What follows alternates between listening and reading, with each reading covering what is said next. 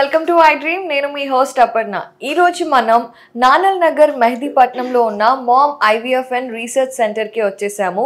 ఇక్కడ మనతో పాటు చీఫ్ ఫర్టిలిటీ కన్సల్టెంట్ డాక్టర్ పూర్ణిమ దుర్గా గారు ఉన్నారు. సో ఆవిడతో మాట్లాడదాం. నమస్తే అండి. నమస్తే. ఎలా ఉన్నారండి? I'm good Aparna.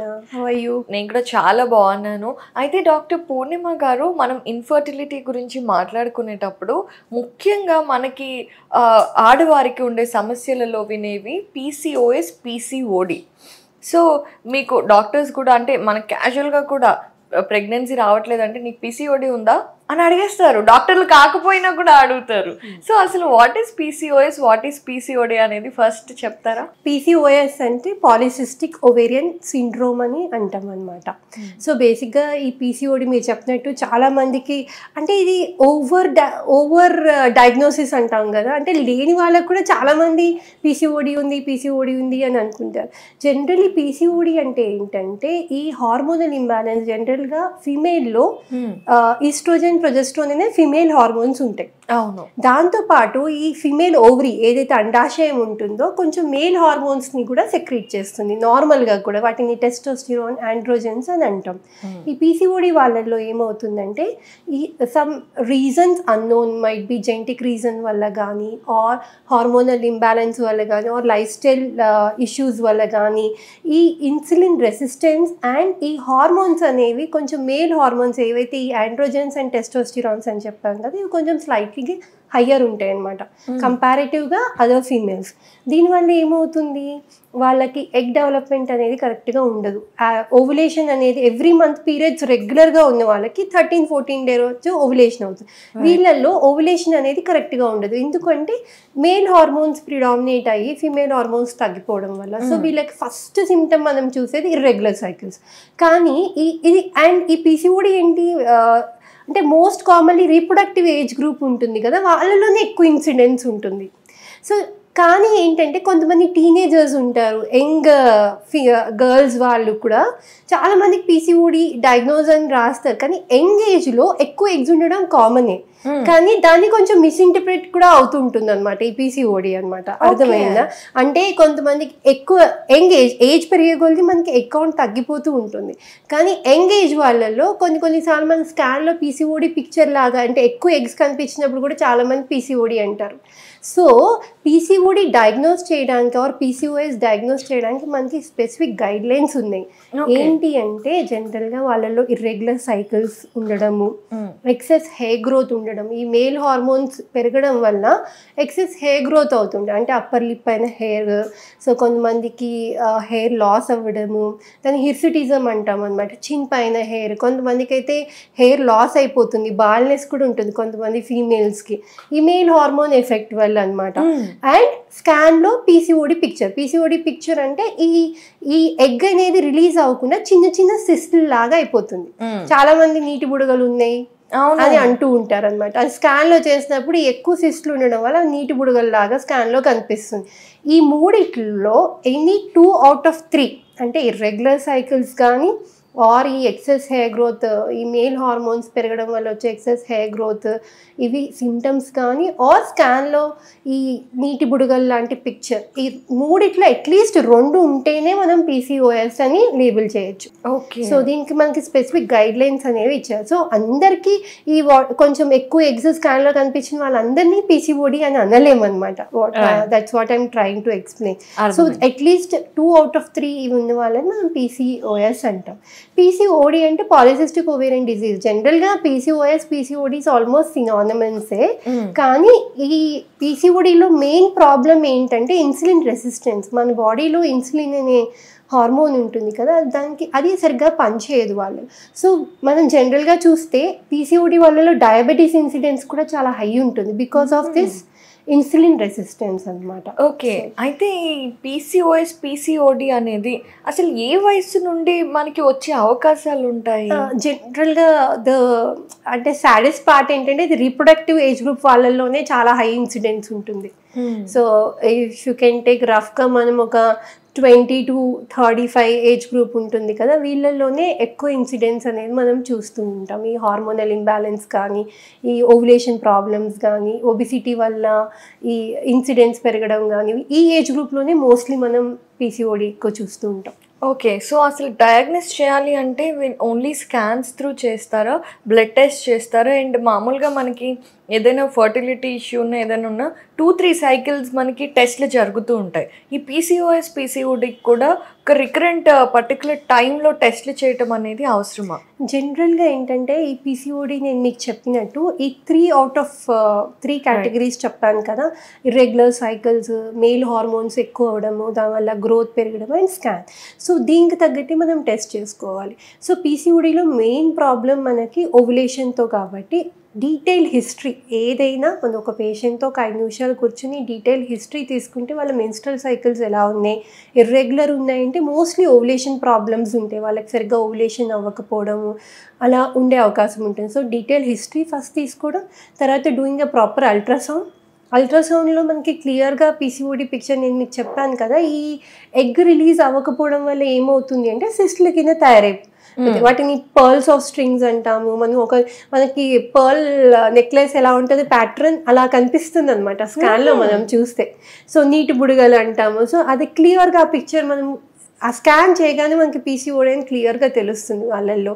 మూడవది మనం మెయిన్ చేసే టెస్ట్లు ఏంటంటే హార్మోన్ టెస్ట్లు. ఏం హార్మోన్స్ చేస్తాము? ఈ మెయిన్ హార్మోన్స్, ఈ టెస్టోస్టిరాన్, ఆండ్రోజెన్స్, ఇవన్నీ టెస్ట్ కూడా మనం చేసుకోవాలి. వాళ్ళలో హార్మోన్స్ కనుక మేల్ హార్మోన్స్ ఎక్కువ ఉన్నా దానికి తగ్గట్టు మనం ట్రీట్మెంట్ అనేది ప్లాన్ చేసుకోవాల్సి వస్తుంది. So main taking a proper history, ultrasound and some blood test, ఈ హార్మోన్ టెస్ట్లు. అండ్ డెఫినెట్గా షుగర్ టెస్ట్ కూడా వాళ్ళు చేసుకోవాల్సి ఉంటుంది. There is a very high incidence of diabetes in PCO patients. So అలా టెస్టులు చేసుకుంటే మనం ఒక నిర్ధారణకి రావచ్చు వాళ్ళ పీసీఓడి ఉందా లేదా. అయితే డాక్టర్ పూర్ణిమ గారు, ఇప్పుడు ఏవైతే సిమ్టమ్స్ అందరూ ఉంటున్నారో చాలామంది కూడా కొంచెం ఒక పీరియడ్ మిస్ అవ్వగానే కంగారు పడిపోయి అమ్మో నాకు పీసీఓడి వచ్చేసింది, నాకు హార్మోనల్ ఇంబ్యాలెన్స్ అయిపోయింది అనుకుని భయపడే వాళ్ళు కూడా చాలామంది ఉంటారు. అండ్ అలాగే కొంతమందికి యూజువల్గా కూడా టెస్టోస్టెరాన్ హార్మోన్ అనేది బై బర్త్ కొంచెం ఎక్కువ ఉండే ఛాన్సెస్ కూడా ఉండే అవకాశాలు ఉంటాయి కదండి. సో ఎప్పుడు అసలు మనం పీసీఓఎస్ ఉండొచ్చు అని అనుమానపడాలి? ఇదర్ ఒక 3 సైకిల్స్ మిస్ అయితేనా, లేదంటే ఎప్పుడు? And when is the right time to approach doctor? బేసిక్గా యాజ్ ఐ టోల్డ్ యూ మనకి క్రైటీరియా చాలా స్పెసిఫిక్గా ఉంది. ఇర్రెగ్యులర్ సైకిల్స్ ప్లస్ ఈ excess hair growth plus scan, ఈ 3 బట్టి మనం డయాగ్నోస్ చేస్తాం. ఒక్క సైకిల్ మిస్ అయిపోతే పీసీఓడి అని అనుకోక్కర్లేదు. మనకి చాలామందికి what I tell my patients is like మన brain is the master mind which controls our reproduction. మన బ్రెయినే మన ఎవ్రీథింగ్, మన మెన్స్ట్రల్ సైకిల్స్ కానీ, మన సెక్షువల్ లైఫ్ కానీ, everything is controlled by the brain. మనకు ఒక్కొక్కసారి యాంగ్జైటీ ఉన్నా, ఒక్కొక్కసారి మనం సిక్ ఉన్నా, ఒక్కొక్కసారి మనకి పీరియడ్స్ ఇర్రెగ్యులర్ అవుతూనే ఉంటాయి బికాస్ ఆఫ్ స్ట్రెస్. కొంతమందికి ముందు రావచ్చు, కొంతమందికి వెనక్కి రావచ్చు. ఒబీస్ ఉన్న వాళ్ళల్లో కూడా ఇర్రెగ్యులర్ సైకిల్స్ ఉండొచ్చు.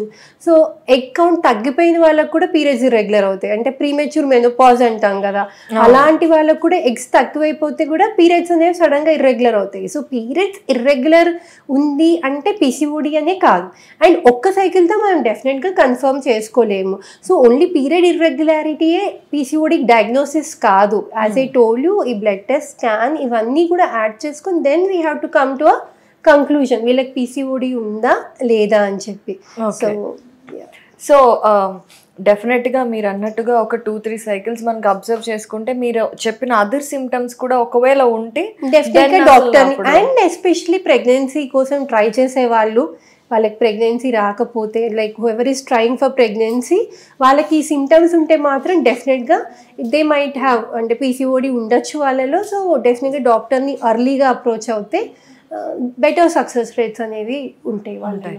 అయితే డాక్టర్ పూర్ణిమ గారు, పీసీఓఎస్ కానివ్వండి, పీసీఓడి కానివ్వండి, ఒకవేళ డయాగ్నోస్ అయితే వాటిని మనం మెడికేషన్స్తో తగ్గించుకోవచ్చా? See they are 2 ways of treatment for PCO. ఒకటి ప్రెగ్నెన్సీ ప్లాన్ చేసేవాళ్ళు, ఒకటి ప్రెగ్నెన్సీ ప్లాన్ చేయని వాళ్ళు. సో అన్మ్యారీడ్లో కూడా పీసీఓడి ఉండొచ్చు. సో ప్రెగ్నెన్సీ ప్లాన్ చేసే వాళ్ళకి ఒక రకమైన ట్రీట్మెంట్, ప్రెగ్నెన్సీ ప్లాన్ చేయని వాళ్ళకి ఒక రకమైన ట్రీట్మెంట్. ఏదైనా పీసీఓడిలో మనకి Indian guidelines, European guidelines, American చాలా గైడ్ లైన్స్, చాలా వర్క్ అవుతుంది. ఎవ్రీ ఇయర్ పీసీఓడి మీద కొత్త గైడ్ లైన్స్ వస్తూనే ఉంటాయి. బట్ ఎన్ని గైడ్ లైన్స్ వచ్చినా ఫస్ట్ ట్రీట్మెంట్ మాత్రం ఇంకా లైఫ్ స్టైల్ మోడిఫికేషన్సే. ఓకే, యా, లూజింగ్ అట్లీస్ట్ 5 to 10% వెయిట్ లాస్ అయినా కానీ వాళ్ళకి పీసీఓడి రివర్స్ ఓవులేషన్ అయ్యే అవకాశాలు చాలా బెటర్గా ఉంటాయి పేషెంట్స్లో. సో ఫస్ట్ మనం ఒక పేషెంట్ పీసీఓడితో వస్తే either married or unmarried to correct PCOD first మనం అడ్వైస్ చేసేది లైఫ్ స్టైల్ మోడిఫికేషన్స్.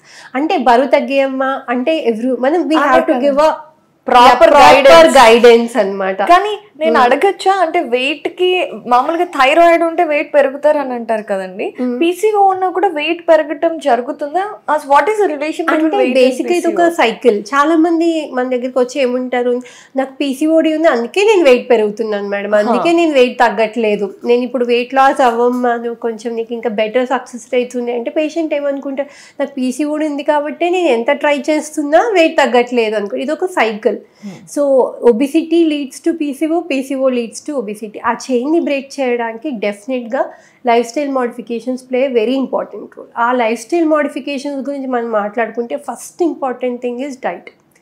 వీళ్ళల్లో నేను మీకు చెప్పాను కదా ఇన్సులిన్ రెసిస్టెన్స్ అనేది ఉంటుంది. సో కార్బోహైడ్రేట్స్ ఎక్కువ తీసుకుంటే ప్రాబ్లం వాళ్ళలో. సో లో కార్బోహైడ్రేట్ డైట్ అంటాం అండ్ లో గ్లైసిమిక్ ఇండెక్స్ ఉన్న ఫుడ్ గ్లైసిమిక్ ఇండెక్స్ స్వీట్స్ అవి షుగర్స్ ఎక్కువ ఉన్నది మనం తీసుకోకూడదు. ఆ షుగర్స్ ఏవి ఎక్కువ ఉంటాయి మనకి, కార్బోహైడ్రేట్స్ అని మీకు తెలుసు, రైస్ మోస్ట్ కామన్. అండ్ మనం south Indians are more of a rice eaters మనం కదా ఎక్కువ. So rice is very high glycemic index ఉన్న కార్బోహైడ్రేట్. సో వాళ్ళలో సో ప్రాపర్ డైట్ ఎలా తీసుకోవాలి వాళ్ళు అంటే ఫస్ట్ కార్బోహైడ్రేట్స్ తగ్గించుకోవాలి. వాళ్ళు కార్బోహైడ్రేట్స్ తగ్గించుకోవాలి. డైరీ ప్రొడక్ట్స్, ప్రాసెస్డ్ ఫుడ్, మైదా ఉన్న food, these are all high glycemics index ఉన్న ఫుడ్. అండ్ ఫ్రైడ్ ఫుడ్, ఏవైనా మనం fried food and breads, bakery foods, so ఇవన్నీ మనం డైట్ని కట్ చేసుకోవాలి. చాలామంది ఇప్పుడున్న లైఫ్ స్టైల్కి they are not cooking and ఈ టేక్అవుట్స్ కానీ బర్గర్స్, పిజ్జాస్ ఇవన్నీ తినడం వల్ల కూడా ఈ కార్బోహైడ్రేట్స్ ఎప్పుడైతే మనం ఎక్కువ కన్జ్యూమ్ చేస్తున్నామో డెఫినెట్లీ ఇన్సులిన్ రెసిస్టెన్స్ పెరుగుతుంది. మళ్ళీ ఈ సైకిల్ అంతా మళ్ళీ it will be reverse and there is again higher instance of PCO. So diet మనం క్లియర్గా అడ్వైస్ ఇవ్వడం అనేది చాలా ఇంపార్టెంట్ మన పేషెంట్స్కి. And plenty of fruits with good salads, vegetables and plenty of water. Okay, so ఇదంతా ప్రాపర్గా డైట్ బేసిక్గా 5 to 10% వెయిట్ లాస్ అయినా కానీ they have very good results in PCO.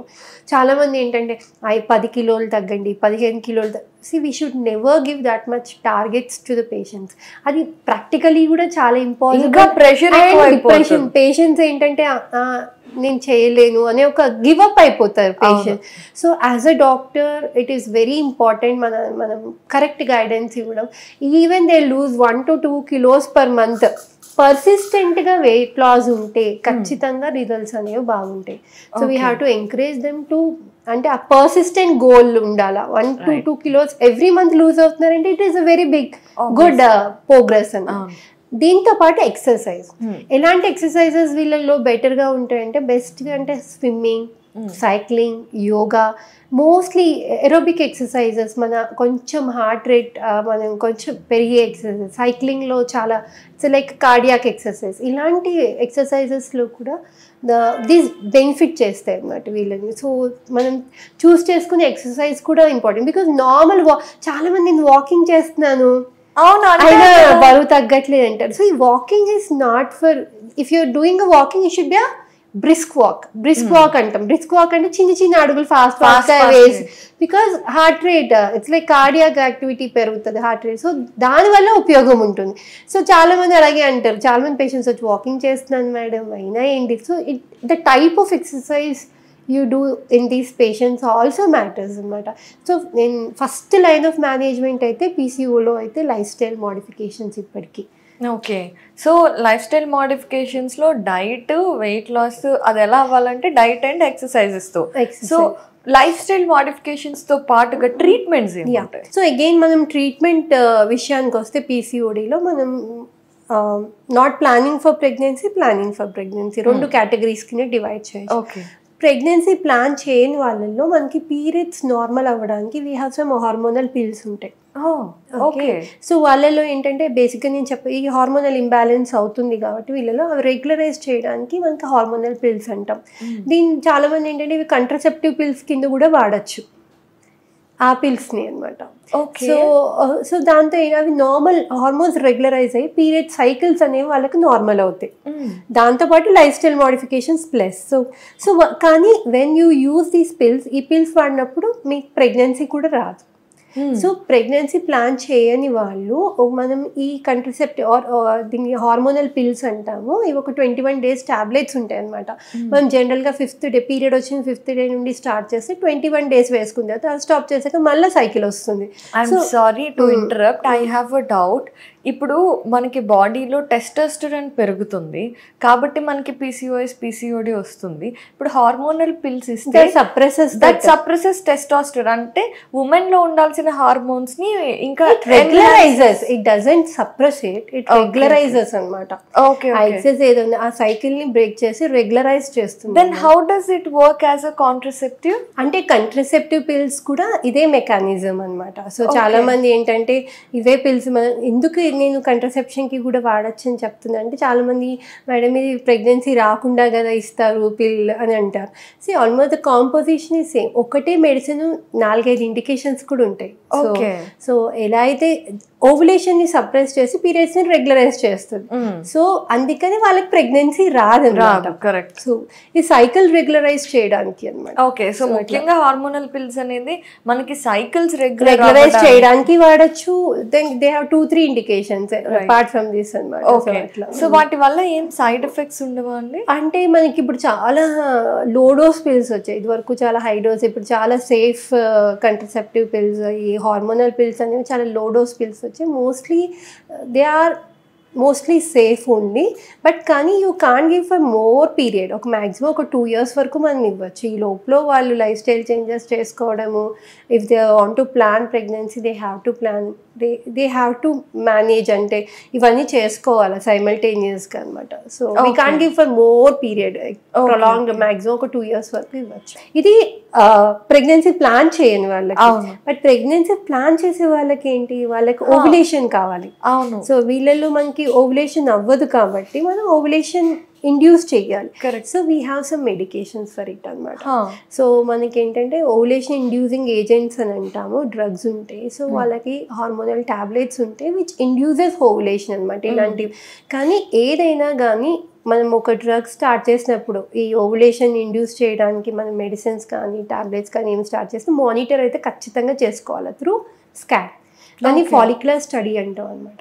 So medicines and injections కూడా ఉంటాయి దీనిలో, గొనెడోట్రోపిన్ ఇంజెక్షన్స్ అని అంటాం అనమాట.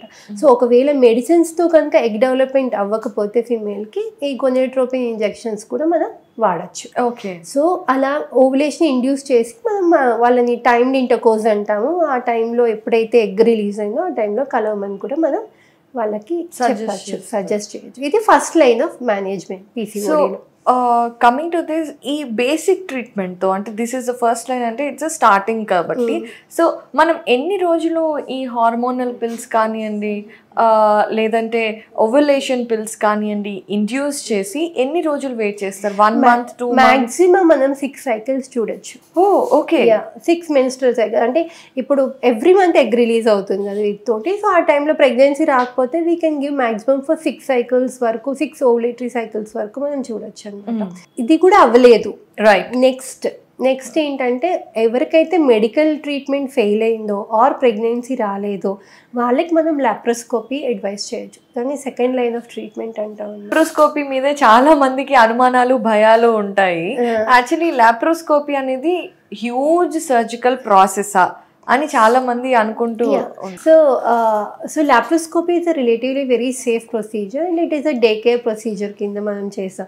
లాప్రోస్కోపీ PCOD వాళ్ళల్లో ఎలా ఉపయోగపడుతుంది అంటే, మనం ఏమైతే ఆ సిస్ట్ల కింద ఫామ్ అయ్యామో దాన్ని కరెంట్ తోటి మనం దాన్ని బర్స్ట్ చేస్తాం అనమాట.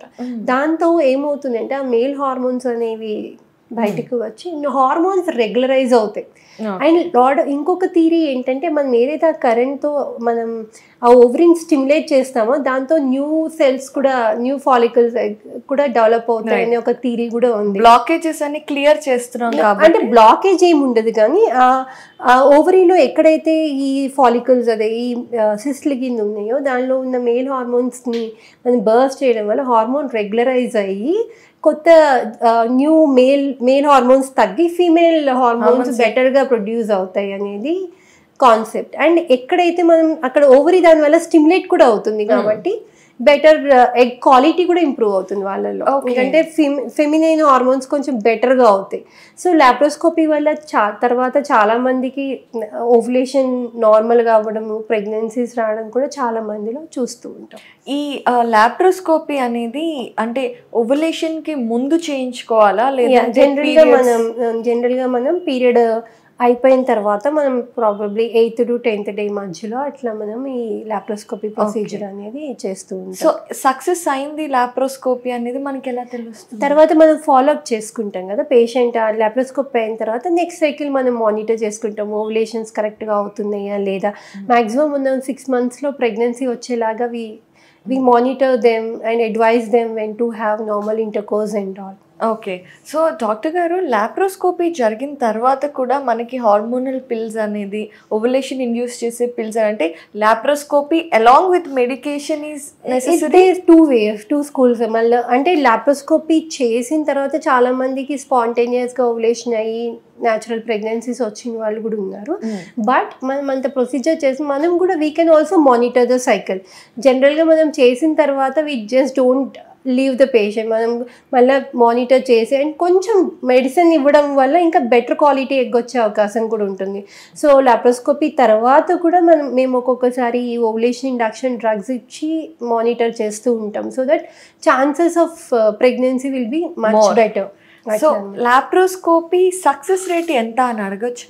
లాప్రోస్కోపీ వల్ల చాలా మందికి ఒక 60 to 70% మందికి వరకు వర్కౌట్ అవుతుంది. ఓకే.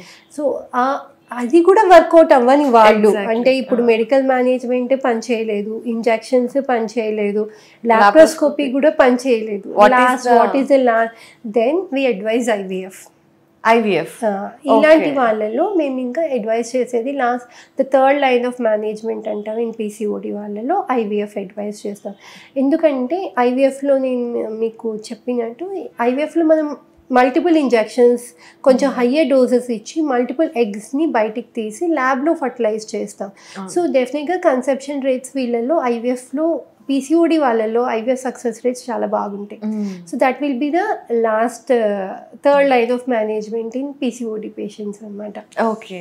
సో ఫస్ట్ 2 ఆప్షన్స్లోనే ఆల్మోస్ట్ 70% వరకు సక్సెస్ అయ్యే అవకాశాలు. ఓకే. సో ఇలా పీసీఓడితో బాధపడుతున్న వాళ్ళకి యాజ్ అ డాక్టర్ మీరు ఏం సజెస్ట్ చేస్తారంటే? బేసికలీ మనం ఒక్కటి అర్థం చేసుకోవాల్సింది ఏంటంటే PCOD is not only gynaec problem కాదు. ఫస్ట్ థింగ్ మనకి it effects the overall health of the female. అంటే ఈ పీరియడ్స్ ఇర్రెగ్యులర్ రావడము, పిల్లలు కాకపోవడం ఒక్కటే ప్రాబ్లం కాదు. పీసీఓడి ఉండడం వల్ల there is high risk of diabetes, sugar వచ్చే అవకాశాలు ఎక్కువ ఉంటాయి, బీపీ, హైపర్ టెన్షన్ అండ్ ఈ స్లీప్ డిజార్డర్స్. బికాస్ ఒబిసిటీ వల్ల కొంతమందికి నిద్రలో స్నోరింగ్, స్లీప్ యాప్నియా అంటే వాళ్ళలో ఈ బ్రీదింగ్ డిఫికల్టీస్ వచ్చే అవకాశాలు ఉంటాయి. అండ్ కొలెస్ట్రాల్ పెరిగే అవకాశాలు ఉంటాయి and depression, anxiety. There's a lot more to PCOD.